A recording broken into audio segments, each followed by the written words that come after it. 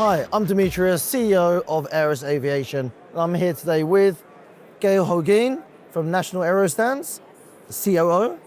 I'm here with Persia Rana, my colleague, Global Head of Sales. And I'm also here with Ian Taylor, the VP of Repair Sales at Barnes Aerospace.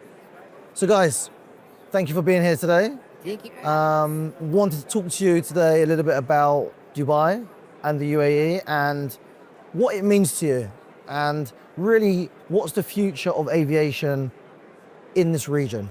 So maybe I'll start with you, Persia. You're a colleague of mine. We've been here, living here for 9 or 10 years. And what does aviation mean to you here in UAE? I think it's growing tremendously. There's been a huge shift of the presence of aviation companies within the UAE and, surrounding countries as well. There's a lot more going on in Saudi now, Kuwait, Bahrain, et cetera, et cetera. I mean, if we're here at the MRO Dubai, and this conference alone has transformed in the past 3 years. Yeah. I remember when we used to go back in 2020 and 2019, pre-COVID, following COVID, it was still a little bit, not many people would come. They're like, oh, the Dubai MRO, it's small, there's nothing happening over there. Whereas now everyone wants to come to the Dubai MRO, and it's called MRO Middle East, but Dubai has secured the contract, I think, for the next 50 years. So, Well, look, I mean, Ian, you've been living in the UAE for how many years now? 15 years. But what I would say is I started my journey in the Middle East probably 2004 when I was working at Rolls-Royce at IAE.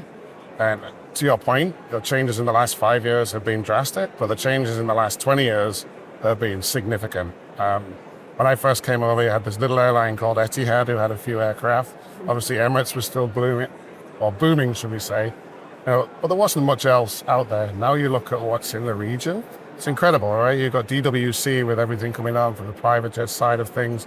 You've got Sharjah for the cargo. You've got huge expansions at the terminal here in Dubai. You've got a massive new terminal or new airport in Abu Dhabi, plus all of the companies that are around that feeding it, Sanad Aerospace. Yourselves, Aeros, you've grown from strength to strength. Yeah. Also, of course, all the surrounding people like yourselves with Aero Stands bringing in new cultures, new different products into this market that has never been there before. It's just huge. It's growing, and it's only going to grow more and more, both here in Dubai, and I will say the UAE, but the UAE, but also the surrounding areas in the Middle East as well. Yeah.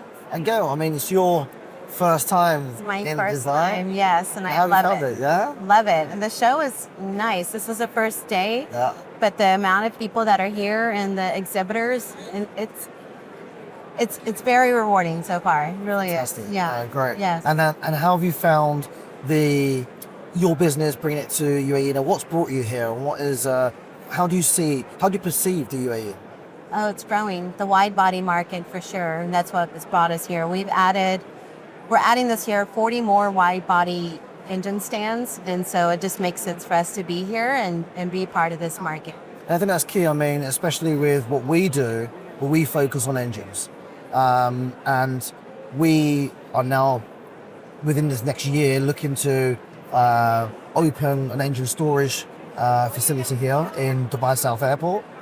And we're definitely going to need your resource as well to support our customers, more importantly. So looking forward to over the next 12 months, that's a key step for us.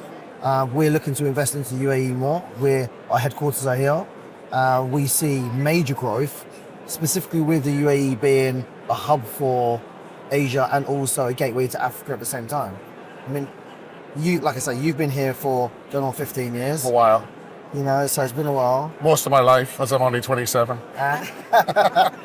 And more importantly, I mean, you were working for an MRO previously. You're now working for Barnes Aerospace. Yeah, so I mean, my previous companies, now Sanad Aerotech, this has grown from strength to strength. When I started with them as Abu Dhabi Aircraft Technologies, they were overhauling like 6 or 8 engines a year. Yeah. I mean, these guys are doing, I'll probably get shot by Sanad themselves for saying this, but I think they're probably doing 200 engines a year now, somewhere in that kind of region. So the growth, as you said, is just phenomenal. It's a pleasure now for me coming from Sanad to having Sanad as my customer. Yeah. Not just Sanad, you've got the Emirates engine shop here as well that we're supporting, doing repair work for them.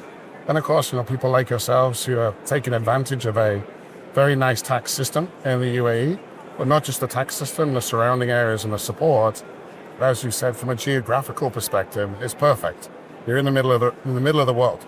You have Asia 4 hours ahead. You have the US 9 hours behind. You've got Europe 3 to 4 hours. It's a perfect position for having contact throughout 24 hours a day. Yeah, absolutely. I'm thinking, look, we almost seem to be at the center of the world here. Especially with the way the Asian market is growing. How do you see that, Gail? I mean, with the Asian market growing so rapidly, they say that by 2030, we are potentially looking at the Asian market either equaling or surpassing that of the US market. I mean, are you seeing that at all? I am seeing that. I am seeing that as well, so, which is why we're going to be at the Singapore MRO this year as well, and Aero Engines Hong Kong in a few weeks. Fantastic. So really interesting. Persia, for you being head of global sales, I mean, how are you seeing this region? Because from what we had been seeing before, we hadn't done too much work in the Middle Eastern region, and now we're seeing that pick up. Would you say that's... I think there's definitely more access now with the local airlines or MROs, or especially the surrounding countries. Prior to recently, our market wasn't here. We could not supply engine material or engines into the companies. They'd already set up everything with the OEMs. They had contracts in place. It was just a straight up no. There's nothing that we can do. As now, that has changed. I think they've realized the value in trading or building their engines with USM instead of just buying new. They've realized that they need to kind of budget and a little bit more and not just spend so much money on the maintenance of their aircrafts and engines. So I think with these sort of networking events and more people across the globe coming to the UAE or Saudi or which other countries are hosting these type of conferences, it allows this dialogue and the communication to happen of the transfer of services. I think a big part of that as well, I think, is the a lot of expats now are moving to the UAE or have moved to UAE. I mean, it's becoming much more of an easier place to live. I think probably post-pandemic as well, we can really see that change. Would you say that's had an impact on the amount of business that's been brought to this country or to this region? I would say so. I think it's become a much more attractive place to come and work. I think just reflects on what I said earlier too. It's not just about the tax benefits, but also the ease of doing work in here. Things like digitalizing the various different customs, imports, things, making life easy for businesses to do work, bring things in, to have locations to store stamps, to store parts, to store engines, whatever it may be. I think the UAE government is really working hard to address this, attract businesses, and just make business easy for everyone to come and work in here. And that obviously then brings the expats over, but it also creates a life cycle for the local folk. You know, and you see it all the time with the training. You guys may have seen it, you probably have, I hope so. You know, with the amortization of the various different businesses. How do you give back to the country that has given you so much and allowed you to blossom? And just to add on to that, like we said, we're going to be opening our own storage facility at DWC, and we get asked, I mean, I know in my role, we always get asked if we have material located here to support either Middle Eastern customers or customers within the Asian region. And it's a little bit of a problem, the fact that our inventory is only stored in the US and they have to spend so much money on shipping, right? So for us to open up a space here, at least even just as like an intermediate point where they could collect the material or store their material temporarily, then that's kind of the angle we need. So look, we have the US, we have Europe as mature markets within our space. Can you see the Middle East catching up with that or surpassing that? I mean, where's your head at with that? I'm going to let Gail speak first. For sure, I think we can. I mean, look at the turnout that we have here at the show. Yeah. Definitely. And like you said, the warehousing, I've been offered probably 3 other companies to come and store stands in this area, which we are looking into. We do have a few in the region already with another manufacturer. So yeah, for sure, it's growing here. Okay, I see. And Ian, just to bring you back to you're involved in repairs. your sales within your repair space, that's increased significantly? So, yeah, hugely. I think, as I mentioned earlier, if you take the growth of just Sanad on its own, then you look at the recent announcements from Emirates about how they're going to continue to fly their fleet, the A380s and GP7000s, which they break down in their shop over here. G90s the same. It's massive. The opportunities continue to grow. Also talked about shops, up in Sharjah, the smaller shops, becoming a little bit like a Miami, that blossomed and flourished due to all the various different aspects that were there. But that's kind of happening here. Not quite to the same extent yet, but you can see it growing. You can see businesses coming out, and that's feeding us as a repair business. As you guys tear your engines down or you get them repaired, whatever it may be, we can then come in and help you through our network of shops. So if we think about or focus on which platforms are stronger than other platforms, would you say it's diverse, or would you say there's specific platforms which you are focused on with that this region? I think for us, we do pretty much everything. As Barnes Aerospace, we've got multiple repair sites, as you well know, 5 globally. Not yet in the UAE, but who knows? Obviously, the biggest market out there at the moment is the CFM56, and that's purely just because of the amount of engines that are flying in the wall. Yeah. Probably double than anyone else. I think there's 17,000, 18,000 engines flying. I think 7,000 to 8,000 V2500s maybe. Apologies if I got that wrong to anyone who's going to be a statistician. But then when you start looking at the wide bodies, there's a lot less because obviously they're bigger aircraft that carry more people. But overall, we would look at everything. Gen X's through to PT6s on Pratt & Whitney Canada engines, everything in between, CFMs, CF6s, PW4000s, Trent 700s, Trent 900, you name it, we pretty much cover it some way, shape or form in one of our facilities, which is a great place to be, and a credit to Barnes for actually developing the amount of repairs that they have, either through natural development or through acquisition of companies like the Aerospace. Well, just from being here today, I've seen a lot of people that I haven't seen in a while, especially from the leasing market as well, leasing industry. There are individuals who have moved from the UK, moved from the US to be here in the UAE, and they are really excited about the opportunities that are being presented by just being based here in the Middle East. It's more specifically Dubai and Abu Dhabi. When we look at the rest of the Gulf, if we look at Saudi Arabia, if we look at Bahrain, Oman, how do you see those surrounding areas as well? Saudi alone, they're encouraging young local Saudi women to go into the aerospace market through different courses, educational courses. When we went over there last year or the year before, I think it was a huge change in the percentage of women working in the airports now in Riyadh and in Jeddah, and they're encouraging more and more people, obviously young ladies and young guys, to enter the aerospace market. So it seems to be and it seems to be trending. Yes. Oh, fantastic. And do you see yourself expanding into those surrounding regions as well? I do, yes. Yeah. So we already have a facility in Singapore that we utilize. We have one in Shanghai, and then we have a few stands here in Dubai. But we do plan on putting a lot more in this region. Well, maybe we can do something with sales and things moving and... You're already one of our... Yeah, you're already a great customer of ours. You could be better,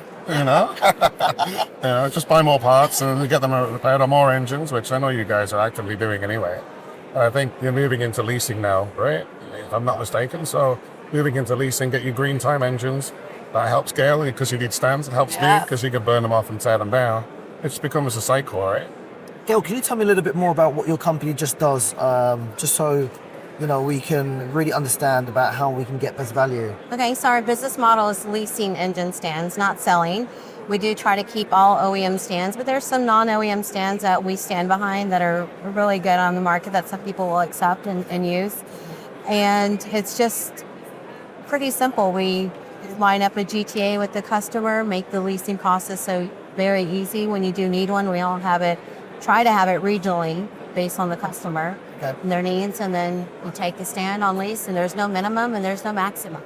And your current fleet portfolio of? We carry everything. carry everything. Yes, Yeah, CF34s, CF3007s, Trent 500s, 700s, the 1000s, Gen X. Just recently ordered an XWB. A wide breadth. Wide, yeah. So every platform. And yes. a lot of those engine stands interchangeable with each other. So let's say V2500 A1 to an A5 or A1, A5s, yes, Yeah. and like CFM 56. Yes. No, they're all, yeah. So you'll have a 5A, 5B, 5C. Those are interchangeable. Okay. But you can't use a 5 and a 7 on the same stand. Okay. Yeah. Understood. And the same for the Trents. Is that the same for the LEAP engines as well? Is that the same stand as the CFM56s or different? No, they're different. Different? Yes. Thank you. I didn't know. B, yeah, they're all different. I mean, because this region now is really pushing towards, especially Saudi Arabia as well, with their changing fleet. They're really pushing towards the LEAP engines. With the upgrade of their aircrafts. So this is definitely going to be a region that I think for the LEAPs definitely be very helpful for you to push into Yes. and move into. Of course, you have Sanad Aerotype that's doing the LEAP engine overhauls. They're doing GTF overhauls now as well, or in process. So We have the GTF stands as well. Yeah. yeah, so there's a lot of options. And Ian, can you maybe tell us as well a little bit more about the repair side of the business as well, the difference between that and the MRO side of the business? Sure. So the way I would explain it is relatively simple. So when you're an engine MRO, you take the whole engine, you split it down into piece parts, and then you have specialist repairers such as Barnes Aerospace that takes those piece parts and they repair them back to specification. So for us, like I mentioned, we've got about 5 dedicated repair locations globally, servicing all the engines, similar to yourself, different platforms, different types. A lot of different repairs we actually do as a company. So we might do case repairs in our Singapore facility, honeycomb repairs in Taiwan, shroud repairs in Westchester, all up to OEM standards. So we generally don't do DER repairs, we don't work with PMA or OEM. Because the other half of our business in Barnes is manufacturing new parts for the OEMs. So they're kind of our main customer. And all of those We parts are like make stuff. FAA, EASA certified Yeah. So parts. we require the big 3, which is EASA, FAA, and then CAAC, so the Chinese one. On top of that, you obviously have some others. So, for example, if you're working with Canada, you need the TCCA. I think it's TCCA, which is the Canadian Transport Authority. Recently, Japan's just changed, so you have to have Japanese authorities as well as the other ones, whereas previously they were reciprocal. So you get quite involved in all of these wonderful things with airworthiness. And are you looking to have any plans to open any repair shops here in the Middle East? So I can't speak on behalf of the company because we never know what's going to come. We've just been acquired recently by a private equity fund in the US. What I will say is we're very keen to expand, whether that be in the Middle East here, It'd be good for you whether to it have be a in team in Europe. Abu Dhabi. Yeah, I know, right? But I do spend most of my time on a plane, so Yeah. I'm helping the industry as well. So I don't know is the answer. I mean, I can't predict the future of what we want to do. It's an attractive location for many reasons, but I wouldn't like to speak on behalf of the company. Yeah, sure. I mean, look, what you do have here is some very different demographic compared to the rest of the world. We have to take into consideration labor, the cost of labor. That's something that we do need to think about, and that's the attractive thing about being here in the UAE or the Middle East, so to speak. So maybe something to think about for the future. I shall pass it on to my lords and masters. And just one last thing, if you would just say, give a message to the audience a little bit about the future of Dubai and the Middle East, and how do we see that movement with Asia? What's your thoughts on that? My thoughts personally echoing what Persia said earlier, which is just growth, growth, and growth. The government is 100% behind the aviation sector. You can see that in everything they're doing, whether it be in traditional aviation, as I'll call it, which is the commercial aviation, jets, what have you. A lot of work going on with the military, but then there's also a lot of work going on with space stuff as well, which is also aviation. So growth, 100%, backed by the government here in the UAE. I think the rest of the Middle East probably going to follow. Saudis obviously close and hot on the heels of where they want to be, how they want to grow. And then obviously the other region, the other countries that are doing well, but probably not quite so prominent in growth as what the UAE is, I would say. And it's popular, right? It's a popular tourist destinations, and naturally that requires more travel here. Yes. So that side of the industry is booming, which has a positive domino effect on everything else. But as you said earlier, it's easy to live, right? I think as yourself, Demetrios, that said, now the standard of living is very nice here. It's welcoming for families. You know, there's Safety. it's very safe. Very safe. Everyone lives together. Everyone, it doesn't matter, you know, color, you know, sex, you know, religion. It's irrelevant. Everyone lives together here. Pretty much happiness, right? Right. I think the last point I want to touch on is about AI. UAE has become a hub for artificial intelligence, and about how that is integrated within our business processes. Gail, maybe for you, I mean, how are you looking at bringing some of those technologies into your business? We are on the marketing perspective. Okay. Yes, for sure. It helps with our graphic design. Okay, understood. You know, I know there's a number of companies here at the moment, such as J Telesis and so on and so forth, who are putting a lot of time and energy into digital transformations. So I think it's a very exciting time.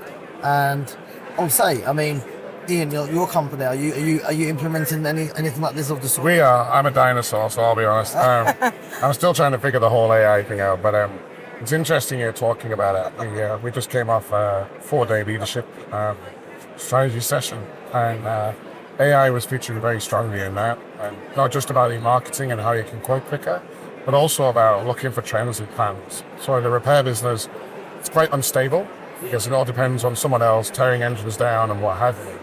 So what we've been looking at doing is saying, okay, how can we look and create or use AI to try and understand and derive kind of algorithms and patterns and methodologies of what we see based on shop visit forecasts from the customers. How does that then derive into our demand on all these different things? So typically, and in the past, to your point, you could do it, but it's, you know, Excel spreadsheets and 5 guru guys that are very smart. Very tedious. Now with the invention of AI and working with the right people in AI, this is going to be a much quicker, much faster, and probably a much more predictable process as well. That's going to be huge. So definitely a focus for Barnes Aerospace. We've got. Oh, it's great, and it's great to hear as well, because for us, we want our parts to turn around as fast as possible, get back in the engines, get the engine flying, so we can move into the next engine, which is great. So I think those who do not implement these things are going to be left behind, because we do monitor through our repair when we send parts to you guys for repair. We monitor. That's how we monitor our suppliers. You know, are they on time? Are they deliver on time based on what they promise? Yeah, definitely the Barnes Aerospace ones are all on time, perfect quality. No, but look, I just want to finish up there. I just want to say thank you very much for your time today, Gail, Persia, and Ian. Thank you. And look forward to seeing you guys soon. Always a pleasure. Thank you for your ongoing work. Thank you.